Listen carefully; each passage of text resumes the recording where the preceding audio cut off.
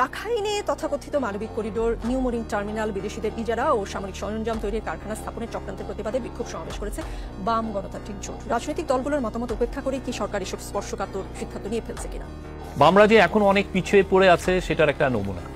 আবারও আমরা বলবো যে বামরা যেন ভিয়েতনাম সফর করে আসে, তারা দেখে যে ভিয়েতনামে এরকম মতো 44টা পোর্ট আছে, অনেকগুলোই পোর্ট প্রাইভেট কোম্পানি অপারেট করছে, বিদেশিরা অপারেট করছে। ওরা যেন মালয়েশিয়া ঘুরে আসে, মালয়েশিয়া অনেকগুলো পোর্ট বিদেশিরা অপারেট করছে। তো এইগুলো এই যে আপনি এই যে ইস্যুগুলো যে উঠছে, এটা বোঝা যায় যে আপনি আপনার কোকুনের মধ্যে আছেন, আপনি বাইরে কি হচ্ছে আপনি পড়ছেনই না, জানছেনই না।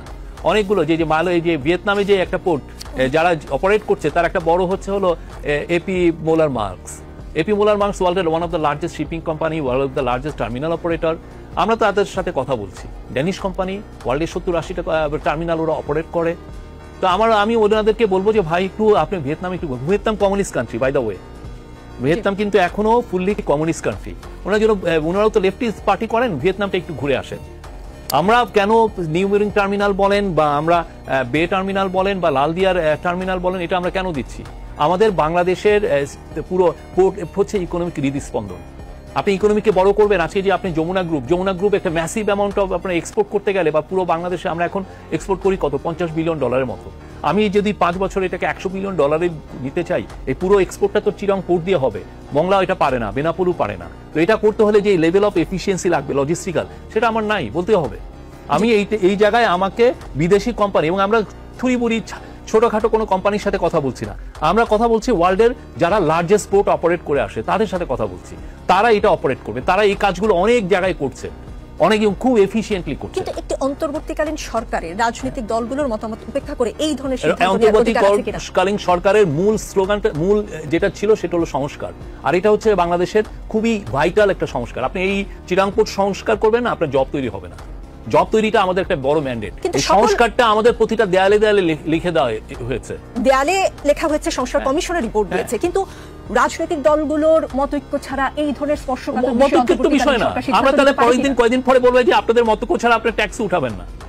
আপনি আমাকে ম্যান্ডেট দিয়েছেন, আমি সেই ম্যান্ডেট, আমি একটা রেভলিউশনের থেকে ম্যান্ডেট পেয়েছি, সেই ম্যান্ডেটটা নিয়ে আমি এসেছি।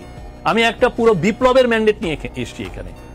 এবং আমার প্রত্যেকটা কথায় আমার হচ্ছে যে আমার সংস্কার এটা মোস্ট ইম্পর্টেন্ট সংস্কার, এটা যার কারণে আমাদের জব তৈরি হবে। এই যে মানুষের অস্থিরতা, মানে জব নাই তো।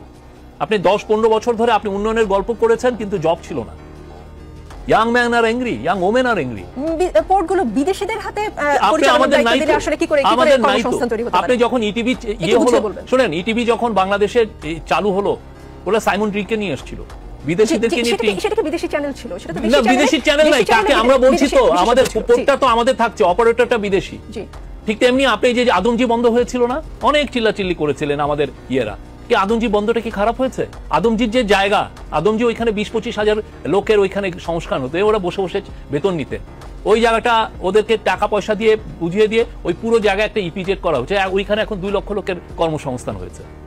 তা আপনি যে পুরোনো একটা মাইন্ডসেট নিয়ে আসেন, এটা কোনো এইটা পৃথিবীতে কেউ এই ধরনের কথা শুনলে মানুষ হাসে। যে শফিকুল আলম, ওই বিষয়টা আমি এখনো কনভিন্স না। বন্দর, করিডোর, এই সব স্পর্শকাতর বিষয়ে রাজনৈতিক মত আমরা we got mandate to do everything. We got mandate to do everything. আমাদের প্রত্যেকটা কিছুর ম্যান্ডেট আছে। আমি রাজনীতি, আমাদের সংস্কার হচ্ছে মেন ম্যান্ডেট, এবং সংস্কারে সবকিছু পড়ে। কি পড়েন আপনি আমাদের বলেন? আপনি রোহিঙ্গা ক্রাইসিস এত বছর ধরে পড়ে আছে, কিছু হচ্ছে না, তা আমরা এটা দেখবো না? আমাদের হাই রিপ্রেজেন্টেটিভ সবার সাথে কথা বলছেন, এই প্রফেসর ইউনুস ইউএনএ যে বলেছেন, বলার ফলে ওনার বলার কারণে একটা রেজুলেশন অ্যাডপ্ট হয়েছে, এবং যার কারণে এই বছর সেপ্টেম্বরে একটা বড় সম্মেলন হচ্ছে, 170টা দেশে সেখানে পার্টিসিপেট করবে রোহিঙ্গা নিয়ে। তিনি এটা বলবেন না? এটাও তো সংস্কারের পার্ট, কারণ রোহিঙ্গা ক্রাইসিসটা পড়ে আছে, কারণ it's no one's baby, persecuted minority. অন্তর্বর্তী সরকারি যদি সব করে, তাহলে তো নির্বাচিত সরকারের আর দরকার নেই। না, এটা তো ফালতু আলাপ। এটা কি আমাদের নির্বাচনও আমার সংগঠিত করা আমাদের কাজ, এবং নির্বাচন আগ পর্যন্ত যতগুলো ক্রাইসিস আছে, যতগুলো বিষয় আছে, আমি প্রত্যেকটা করা আমার কাছে। আপনি ভেবেন না যে আমরা ওই যে 3 মাসের এই যে আমরা ক্লাসিক্যাল যেটা কেয়ারটেকার, আপনি সেই কেয়ারটেকার গভর্নমেন্টের মুডে আছেন, ভাবছেন যে ওই যে কেয়ারটেকার গভর্নমেন্ট যে 3 মাসে যে কাজগুলো করতো, আমরা কিছু করব না, খালি ইলেকশন করব, নতুন ভোটারিস করব, ইলেকশন করেছে। আমরা তো সেই জন্য আসি নাই। আমাদের ম্যান্ডেটটা খুবই পরিষ্কার, সংস্কার, এবং আমরা ইলেকশনটা করব। এই সংস্কারের একদম শেষে যে ইলেকশন হবে, আমরা একটা পলিটিক্যাল গভর্নমেন্টের কাছে হ্যান্ড ওভার করে আমরা চলে আসবো, এবং যে ইলেকশনটা হবে হচ্ছে ডিসেম্বর থেকে জুনের যে কোনো একটা সময়।